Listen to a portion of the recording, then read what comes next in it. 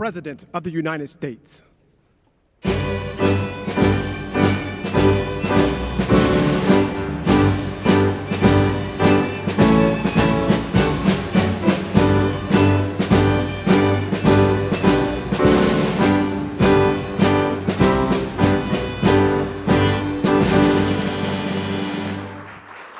Well, thank you very much.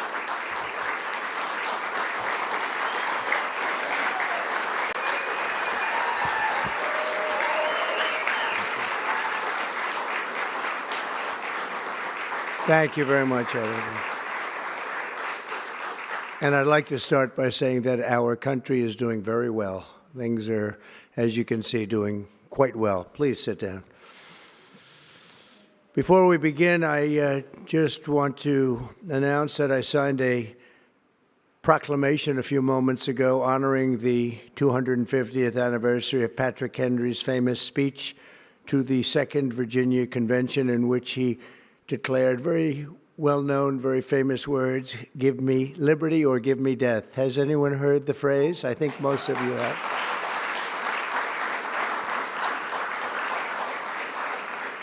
And moments ago, I also signed an executive order to dramatically increase production of critical minerals and rare earths. It's a big thing in this country, and as you know, we're also signing agreements in various locations to unlock rare earths and minerals and lots of other things all over the world, but in particular Ukraine. We're doing very well with regard to Ukraine and Russia.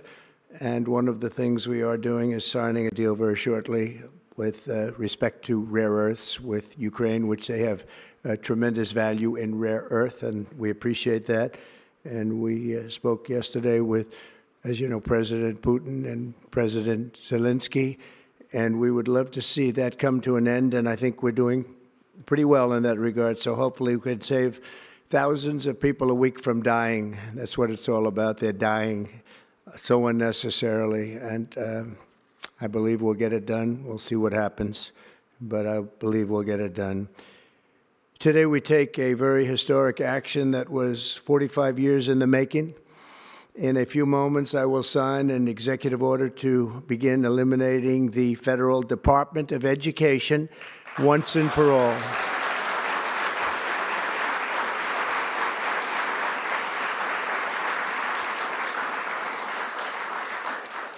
And it sounds strange, doesn't it? Department of Education, we're going to eliminate it. And everybody knows it's right. And the Democrats know it's right, and I hope they're going to be voting for it, because ultimately it may come before them. But everybody knows it's right, and we have to get our children educated. We're not doing well with the world of education in this country, and we haven't for a long time. And we're pleased to be joined today by the woman who I chose because she's an extraordinary person, and hopefully she will be our last Secretary of Education, Linda McMahon. Linda, thank you. Thank you very much.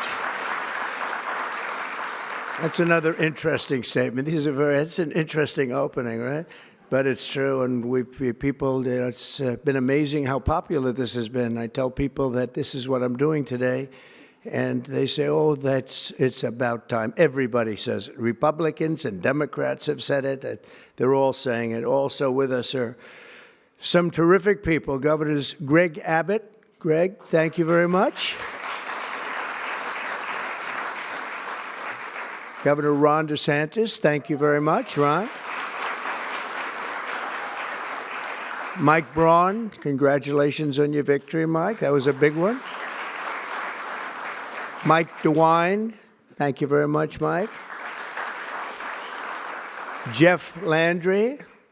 Jeff, thank you very much, Jeff. Bill Lee, thank you. Governors, all governors. Brad Little. Brad, thank you very much. Where are you, Brad? Hi, Brad. Jim Pilan, thank you very much, Jim. And Kim Reynolds. These are all people very interested in education. And I even see Dan Patrick over there, my friend Dan Patrick. We're joined also by Representatives Tim Walberg and Virginia Fox, Rick Allen, Michael Rulli, and again, Dan Patrick. Thank you very much, Dan. You've been a great friend of ours. And State Attorneys General Ken Paxton. Ken, I see you there. Andrew Bailey. Andrew, what a job you've done, Andrew. You have some good cases going. You've done a great job. Thank you very much. And co-founder of Moms for Liberty, Tiffany Justice. She's been a hard worker. Thank you. Thank you, Tiffany. When President Carter created the Federal Education Department in 1979, it was opposed by members of his own cabinet, as well as the American Federation of Teachers, the New York Times editorial board, and the famed Democrat Senator Daniel Patrick Moynihan. History has proven them right, absolutely right.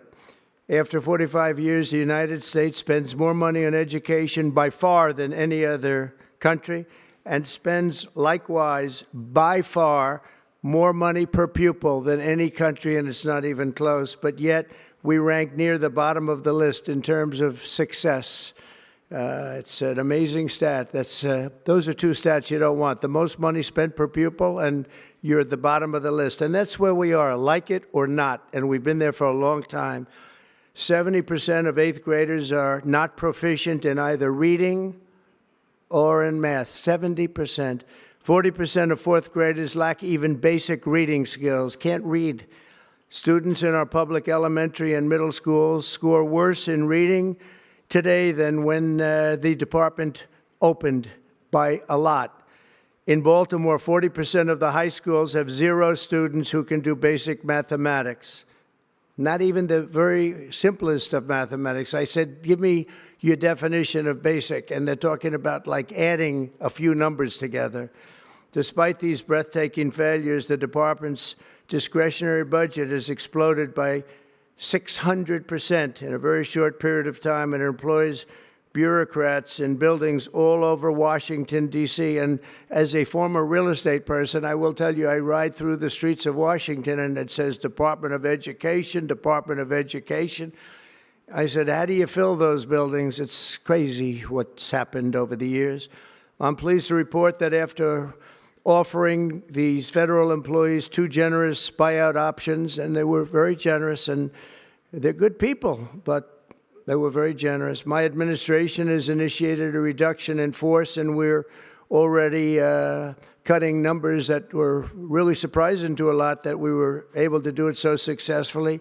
And we've cut the number of bureaucrats in half. 50% have taken office, which is great.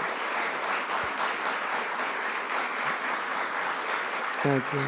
Under the action I'm taking today, a small handful of Democrats and others that we have employed for a long time, and there are some Republicans, but not too many, I have to be honest with you.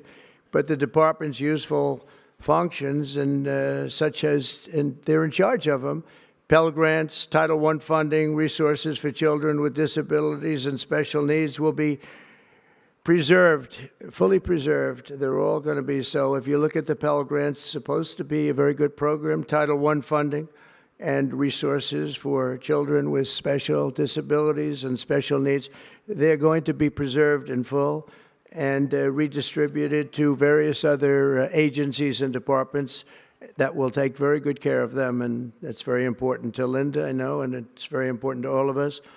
But beyond these core necessities, my administration will take all lawful steps to shut down the department. We're going to shut it down, and shut it down as quickly as possible. It's doing us no good. We want to return our students to the states, where just some of the governors here are so happy about this. They want education to come back to them, to come back to the states, and they're going to do a phenomenal job. You know, if you look, Denmark, Norway, Sweden, I have to tell you, I give them a lot of credit. China's top 10, and so we can't now say that bigness is making it impossible to educate, because China is very big. But you have countries that do a very good job in education, and I really believe, like some of the governors here today, from states that run very, very well, including a big state like Texas, but states that run very well are going to have education that will be as good as Norway, Denmark, Sweden, and those top, Finland, those top countries that do so well with education. I think they'll do every bit as well.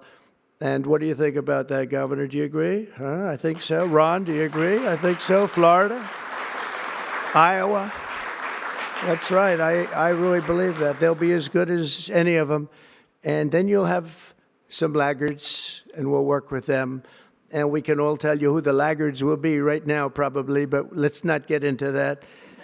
But we'll work with them, and we're going to make them, they'll do a job. I think they'll do a job, and they'll go to sections of the state. For instance, New York, you'll have a Manhattan, and you'll have a Suffolk County, and you'll have Nassau County, and you'll have Westchester County. You'll do 4 or 5 or 6 of them. You have upstate New York, and those counties, I think, are going to do very well. And I think ultimately Manhattan should do very well. But we'll break it down into sections, and I think it'll be really, really good. And they're going to be probably the tougher ones, but I think they have a chance to do really well. But we're going to be returning education very simply back to the states where it belongs. And this is a very popular thing to do, but much more importantly, it's a common sense thing to do, and it's going to work. Absolutely, it's going to work. And I can tell you from dealing with the governors and others in the state, they want it so badly. They want to take their children back and really teach their children individually. Probably the cost will be half, and the education will be maybe many, many times better. So we look forward to this. I want to just make one little personal statement. Teachers, to me, are among the most important people in this country, and we're going to take care of our teachers. And I don't care if they're in the union or not in the union. That doesn't matter. But we're going to take care of our teachers, and I believe the states will take actually better care of them than they are taken care of right now. They'll work all sorts of systems and even merit systems. Those great teachers are going to be maybe a little bit better rewarded, or maybe that's the way it should be, but the states are going to make that decision. But we're going to love and cherish our teachers along with our children, and they're going to work with the parents, and they're going to work with everybody else, and it's going to be an amazing thing to watch, and it's really going to be something special. And Linda, you're presiding over something that's so important, and you're going to do a fantastic job, just like you have your whole life. I know your whole life I've been watching you. I've been watching you for a long time. She's had nothing but success. So it's tremendous to have you, and hopefully you won't be there too long, but we're going to find something else for you, Linda, okay? So this will conclude what we are talking about with respect to our most cherished group of people, and that's our children. We want to have our children well educated. We want them to love going to school. We have examples of it. Look at those beautiful, bright-eyed faces. They are so smart. They're so smart. And with that, I'm going to come down, and we're going to sign a very important document, and we're going to be on our way. People have wanted to do this for many, many years, for many, many decades. And I don't know, no president ever got around to doing it, but I'm getting around to doing it. So thank you very much.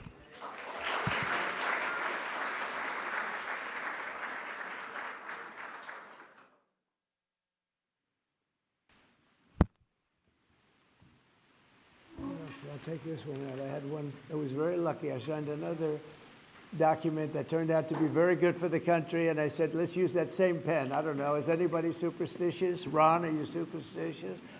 Let's use that same pen.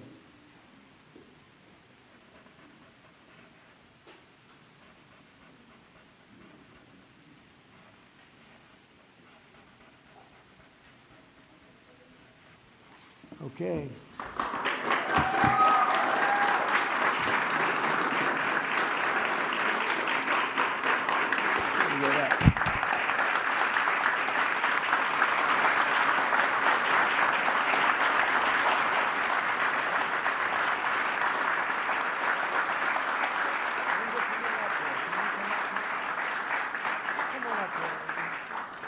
Can you come up just to say, come on up. That's good. It's very important. You're a big factor here. Good luck. Good luck, Linda.